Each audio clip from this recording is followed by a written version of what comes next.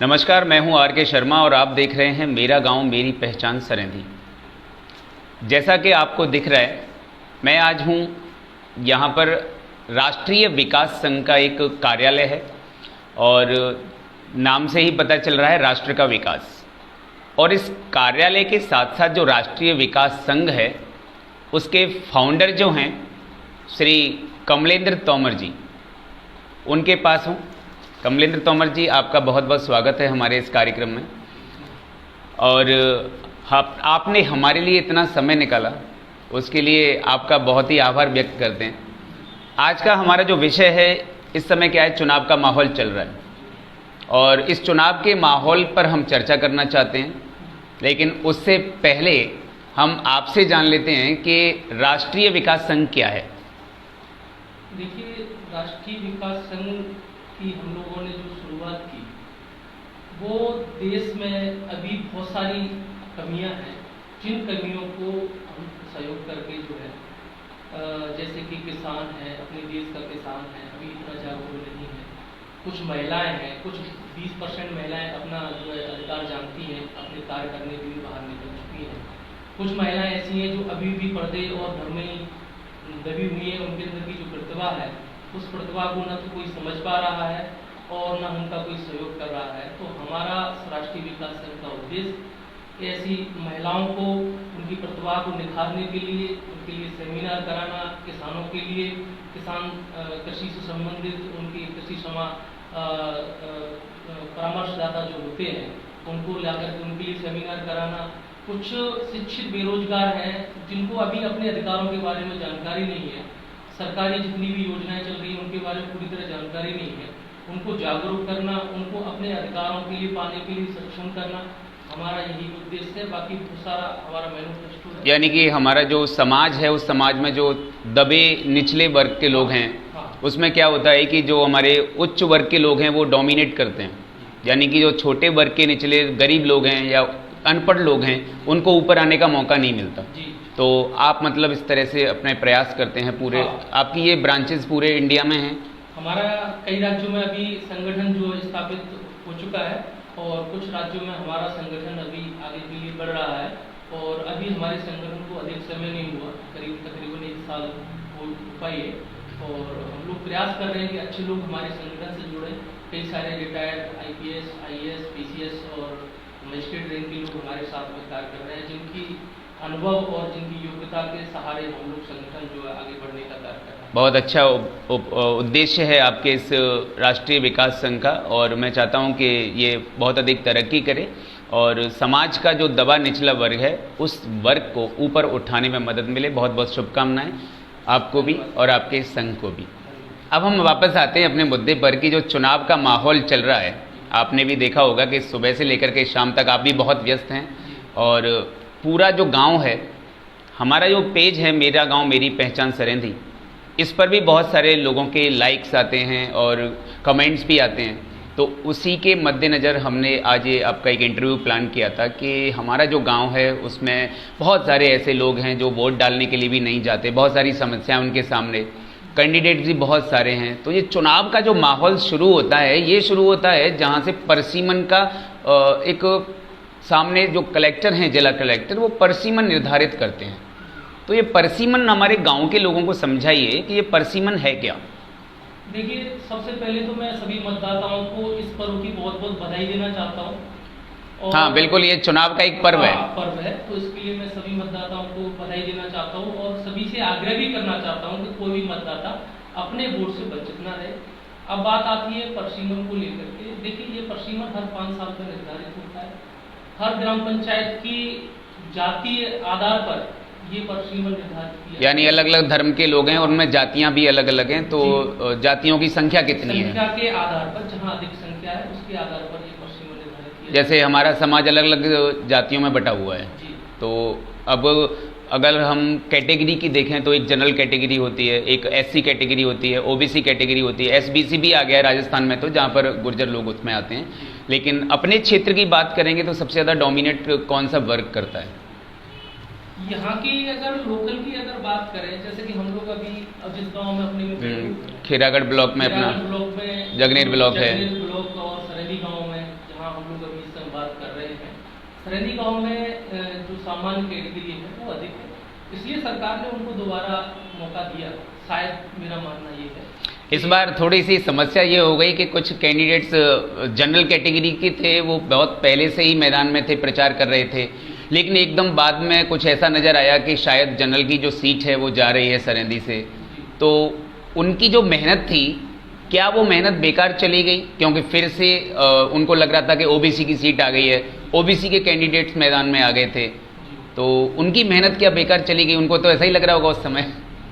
हाँ, उन्होंने उस समय सोचा होगा, लेकिन देखिए जो सही कैंडिडेट्स हैं जिन्होंने बाकी मेहनत की, जो वोटर के दिल तक पहुंच चुके थे और जो पहुंचे हुए हैं, उनकी मेहनत मेरी समझ से बेकार नहीं है और आगे जाकर के फायदा मिल सकता है। हाँ, उसका बेनिफिट उन्हें मिलेगा और ऐसा कुछ नहीं है, बल्कि और मेरी समझ से तो उन कैंडिडेटों को जो बीच में जो स्पेस हुआ, डिस्टेंस हुई, मान लीजिए दूसरी समीकरण के आधार पर, तब भी उन्हें जो है वोटर के साथ रहना चाहिए था और वोट से जुड़ा रहना चाहिए। बिल्कुल।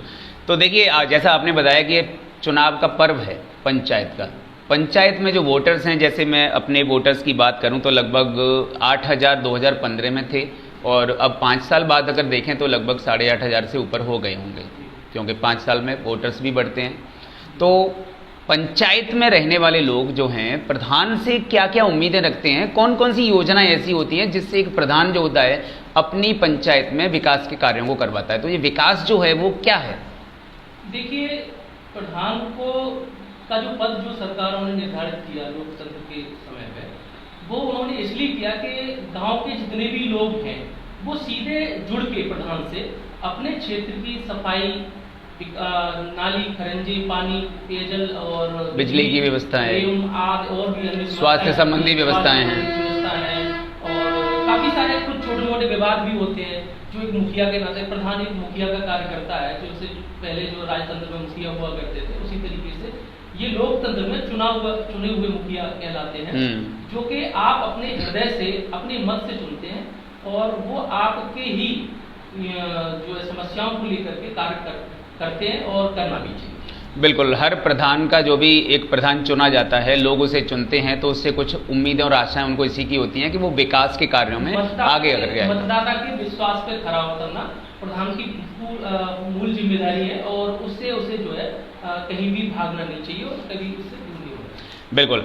अब हम आपसे थोड़ा सा पिछले चुनाव के बारे में डिस्कस करना चाहते हैं। 2015 में पिछला प्रधानी का चुनाव हुआ था। मेरे पास कुछ आंकड़े हैं और वो आंकड़े इतने शॉकिंग हैं, यानी कि आश्चर्यचकित कर देने वाले हैं कि अगर हमारे जो दर्शक हैं वो हमें देख रहे होंगे तो वो भी सोच रहे होंगे कि ऐसा कैसे हो गया।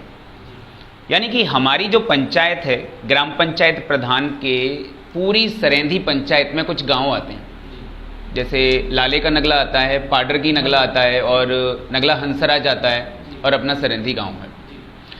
इन सबको मिलाकर के कुल मतदाताओं की संख्या 2015 में 8,004 लोगों की थी। यानी कि जो वैलिड, जिनकी उम्र 18 साल से अधिक होती है, वोटर लिस्ट के हिसाब से 8,004 लोग हाँ वोट डाल सकते थे। और मैं कैंडिडेट्स बात करूं तो 15 लोग मैदान में थे। आज तो बहुत कम है, शायद 7 हैं। 15 लोग मैदान में थे और इन 8,004 जो वैलिड वोट पड़े नहीं, 8,004 वैलिड वोट थे, उसमें से पड़े कितने? केवल 4,591। आपको भी सरप्राइज हो रहा होगा कि ये आधे वोट गए कहाँ। देखिए, इसको लेकर के थोड़ा सा मैं और आपको बता दूं, ये जो वोट पड़े उनका प्रतिशत मैं आपको बता दूं कि ये 57% था, यानी कि लगभग 50%। तो ये हमारा लगभग 43% का जो वोटिंग का मतदान नहीं हो पाया और जो दूसरे या तीसरे नंबर पर कुछ कैंडिडेट्स भी रहे हैं। तो हम अगर बात करेंगे तो उन कैंडिडेट्स को शायद फायदा भी हो सकता था। देखिए, ऐसा है कि सबसे पहले तो मैं इस बात को लेकर के भी थोड़ा सा हूँ कि गांव के लोग जो मतदान कम हुआ, वो मतदान कम न होकर के 100% मतदान होना चाहिए था, क्योंकि अगर 100% मतदान होता तो शायद कैंडिडेट्स के लिए कुछ फेरबदल भी हो सकता था। और दूसरी बात यह है कि जो 15 कैंडिडेट्स उस बार खड़े थे, हाँ 15 लोग थे और मैं आपको बता दूं कि उसमें से 2 लोग ऐसे थे जो पहले और दूसरे स्थान पर रहे थे, बाकी के 13 लोगों की जमानत जब्त हो गई थी। तो मैं उन्हीं के बारे में बात करना चाहूँगा। मैं किसी का नाम लेकर के मैं किसी के लिए एलिगेट नहीं कर रहा हूँ, लेकिन मैं हर पंचायत और हर चुनाव के लिए मैं कहना चाहूँगा कि जितने कम कैंडिडेट्स होंगे उतना सही चुनाव हम लोग कर सकते हैं और कम कैंडिडेट्स पे ही हम लोग एक सही व्यक्ति को चुन सकते हैं। बाद बाकी कुछ लोग ऐसे होते हैं जो इधर उधर कंफ्यूज होकर के गलत कैंडिडेट्स को वोट देते हैं। यानी वोटर की भागीदारी बहुत महत्व रखती है इसमें, क्योंकि अगर हम ये प्रतिशत देखें, जीतने का प्रतिशत है, दूसरे नंबर पर एक जो कैंडिडेट थे वो रहे थे, उनका जो परसेंट था वो केवल 12% था। तो अगर जो 43 या 47% लोगों ने वोट नहीं किया तो उसमें से हो सकता है कुछ लोग बाहर रहते हों या फिर वो नहीं आ पाए हों। तो शायद अगर ये लोग वोट डालने आते, उसमें से लगभग 20% लोग भी वोट डालने आते, तो शायद जो नीचे दूसरे तीसरे स्थान पर रहने वाले लोग हैं उनकी शायद जमानत तो बच सकती थी। देखिए उसके भी कई कारण होते हैं कि ये बात आपने सही कही कि कुछ लोग बाहर रहते हैं, 10-15% लोग जो बाहर होते हैं वो किसी कारणवश नहीं आ पाते हैं। लेकिन उसके अलावा कुछ लोग जो मतदान नहीं कर पाए, या तो वो जागरूक नहीं थे या वो कैंडिडेट्स से खुश नहीं थे, प्रभावित नहीं थे, जिसकी वजह से उन्होंने शायद वोट डालने जाना उचित नहीं समझा। लेकिन फिर भी मैं आगे के लिए आग्रह करना चाहूँगा सभी मतदाताओं से। आज पूरे उत्तर प्रदेश में चुनाव का समय है और मैं पूरे उत्तर प्रदेश की जनता से अपील करना चाहूँगा कि सभी लोग 100% अपना मतदान करें, जिससे शायद जो है हम कभी कभी गलत कैंडिडेट्स को ले लेते हैं, उसका चयन होने से बच जाए और अच्छा कोई कैंडिडेट। बिल्कुल, अधिक से अधिक अगर मतदान करेंगे तो हम किसी जो प्रधान का एक मुख्य पद होता है उस पर एक अच्छे व्यक्ति को बिठा सकें। बिल्कुल। तो वोटर की उम्मीदें क्या होती हैं, यानी वोटर क्या देखता है सामने वाला जो कैंडिडेट है? जैसे अभी मैं पिछले 15 लोगों की बात करूं तो 15 लोगों को छोड़ देते हैं। आज इस समय 7 सदस्य हैं जो प्रधान पद पर खड़े हुए हैं। उन 7 लोगों में वोटर क्या देख रहा है? देखिए उन 7 लोगों में वोटर की जो उम्मीद है, एक तो सबसे बड़ा उनका जो सीधा जुड़ाव कैंडिडेट से जो होता है वो, दूसरा कैंडिडेट्स कितने वोटरों के बीच में दिल तक पहुंच पा रहा है, कितना वो पॉपुलर है और कहां तक वो विकास कराने में सक्षम है और कितना शिक्षित व्यक्ति है, ये उसकी उम्मीदें होती हैं। और बाद बाकी वो आगे के लिए कितनी योजनाएं अपने प्रधान निधि के अलावा ऊपर से जो कई सारी ऐसी योजनाएं हैं जो अधिकारियों से लेके और विधायक सांसदों उनकी पहुंच जहां तक है, यानी कौन कौन सी कितनी योजनाओं को वो ला करके गाँव को लाभान्वित करा सकता है, ये उम्मीदें वोटर की होती है। तो यहाँ आपका अनुभव और युवा दोनों को कितने कितने मार्क्स देंगे, या फिर अनुभव और युवा दोनों जरूरी हैं या फिर युवा के साथ में जोश भी जरूरी है?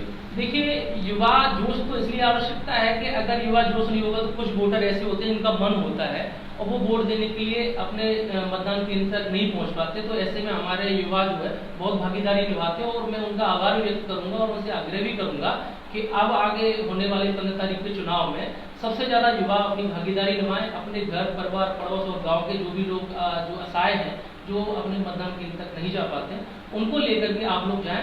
मैं सभी से विनम्र आग्रह इस बात के लिए करूंगा। और दूसरी बात आती है योग्यता, अनुभव की बात आती है। अनुभव वाले लोगों को इसलिए आवश्यक है क्योंकि चुनाव के समय में सभी तरह के लोग आते हैं, चीजें भी बदलती जाती हैं। हो सकता है 5 साल पहले कुछ और था, अब माहौल कुछ और हो गया है, डिजिटल मीडिया का जमाना है। आजकल बहुत सारी ऐसी चीजें हैं जिनको हम छुपा नहीं सकते। सब कुछ आजकल कोई भी खोल के देख सकता है कि इस समय हमारी पंचायत में क्या चल रहा है और हमारी पंचायत में शायद क्या काम हुआ है। तो इस समय अनुभव को युवा के साथ जुड़ने की जरूरत है, बहुत जरूरत है। और इसके लिए मैं आपका भी आभार व्यक्त करूंगा कि आपने जो एक नई पहल चलाई है, आप जैसे लोग अगर और भी हैं जो सोशल मीडिया या किसी के माध्यम से युवाओं को और लोगों को जो जागरूक कर रहे हैं, अपने अनुभव से उन लोगों को गाइडिंग कर रहे हैं, मैं आप जैसे सभी लोगों को धन्यवाद दूंगा। और गांव में जो भी लोग हैं जिनको मैं अभी नहीं जानता हूं कि वो बेचारे कितना इसमें योगदान निभा रहे हैं, मैं उन सबका भी आभार व्यक्त करूंगा। और पूरे उत्तर प्रदेश में जितने भी योग्य लोग हैं जो चुनाव को सही ढंग से विवाद से बचा करके चुनाव को पूर्ण कराते हैं, मैं उन सबका आभार व्यक्त। बिल्कुल, ये बात मैं आपसे कहना भी चाह रहा था कि आपसी मनमुटाव, एक ही गांव में रहकर एक ही पद पर 7 लोगों का खड़े होना, आपसी मनमुटाव को कहां तक बढ़ावा देता है? एक बार रिपीट करें थोड़ा सा। एक ही गांव में एक ही पंचायत पर 7 लोग खड़े हुए हैं जी, आपसी मनमुटाव को बढ़ावा देना है इसका अर्थ? नहीं। मैं सभी कैंडिडेट्स को जो है ये कहना चाहूंगा और इसका प्रमाण मेरे खुद इस कार्यालय पे भी हो चुका है। मेरे सामने कई 3 कैंडिडेट एक साथ इकट्ठे हो चुके हैं। मैंने सभी का मोस्ट वेलकम किया और आपस में एक दूसरे से कहा कि एक दूसरे से वोट भी मांगे। बिल्कुल, यही मैं जो राष्ट्रीय विकास अध्यक्ष हैं राष्ट्रीय विकास संघ के कमलेंद्र तोमर जी के जस्ट अभी अभी मुंह से ये बात निकली है और सारे दर्शकों से मैं इस बात को कहना चाहता हूं और शायद कुछ जो प्रधान कैंडिडेट हैं, माफ़ कीजिए मैं पहले 7 बोल गया था, 6 सदस्य हैं, तो मैं उस बात को सही कर देता हूं कि इस समय 6 सदस्य मैदान में हैं प्रधान पद के लिए।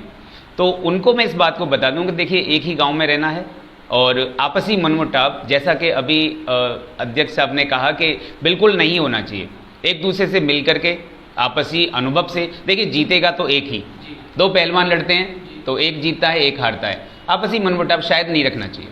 देखिए यहाँ पे जो चुनाव है वो कोई युद्ध नहीं है। हाँ, यहाँ पे एक आपके व्यवहार, आपकी शिक्षा, आपकी योग्यता, आपके जनता के बीच तक पहुँचने की जो मेहनत है उसका चुनाव है। यहाँ किसी से कोई वैमनस्यता या किसी से झगड़े या किसी पिछले किसी प्रकार के आपके जो भी रहे होंगे वो चीज का यहाँ पे चुनाव, किसी भी प्रकार के मतभेद को खत्म करें, मतभेदों को आप अपने दिमाग से निकालें और इस तरीके से चुनाव लड़ें कि जैसे हम लोग जो है एक अपनी प्रतिभा को दर्शाते हुए और सौहार्द का माहौल रखें, और इस पर्व को उत्साह के साथ मनाएं। बिल्कुल। आखिरी बात मैं कहना चाहूँगा कि हमारे सरेंदी के 8000 वोटर्स अब बढ़ गए होंगे, शायद 9000 हो गए होंगे या 8500 हो गए होंगे। 2015 में 8000 वोटर्स थे। जीत का जो प्रतिशत था 57%, जीत का प्रतिशत नहीं बोल रहा मैं, टोटल मतदान का प्रतिशत था 57%।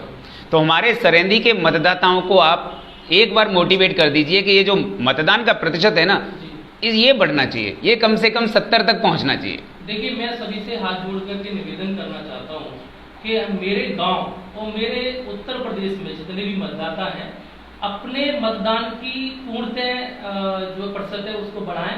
कोई भी वोटर अपने घर पर न रहे, किसी भी कारणवश अगर आपको ऐसा लगता है कि प्रत्याशी आपकी समझ में नहीं है, आप तक नहीं पहुंच पाया, लेकिन मतदान अवश्य करें। मतदान आपका अधिकार है, मतदान आपका हथियार है। अगर हो सकता है कि आपके एक मतदान से कोई गलत व्यक्ति का चयन हो जाए, अगर आप मतदान करने नहीं जाते हैं तो हो सकता है किसी एक गलत व्यक्ति का चयन हो सकता है, इसलिए आप सभी लोग मतदान करें और इस पर्व से अछूते ना रहें।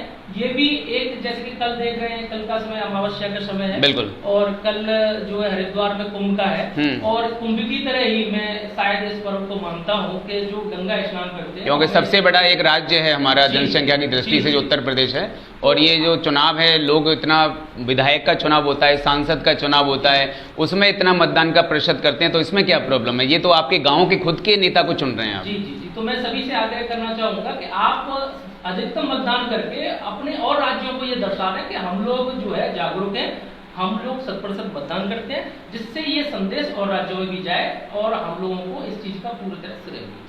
बिल्कुल अध्यक्ष साहब, आपका बहुत बहुत धन्यवाद कि आपने हमारे लिए इतना समय निकाला है, और मैं काफ़ी दिन से प्लान कर रहा था कि मैं आपसे एक छोटी सी वार्ता रखूं, और ये हमारे जो दर्शक हैं जो आपको देख रहे हैं उनका भी मैं बहुत बहुत शुक्रिया अदा करूंगा, और बहुत आपके लिए प्यार भी देंगे वो आगे चल करके जब इस वीडियो को हम डालेंगे।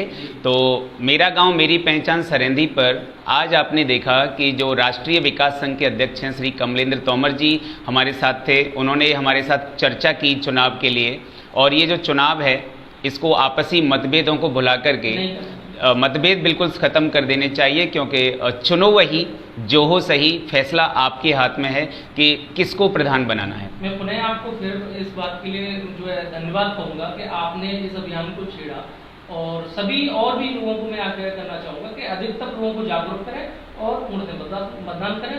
और मैं कमलेंद्र तोमर राष्ट्रीय अध्यक्ष आप सभी को प्रणाम करता हूँ। नमस्कार। Thank you sir.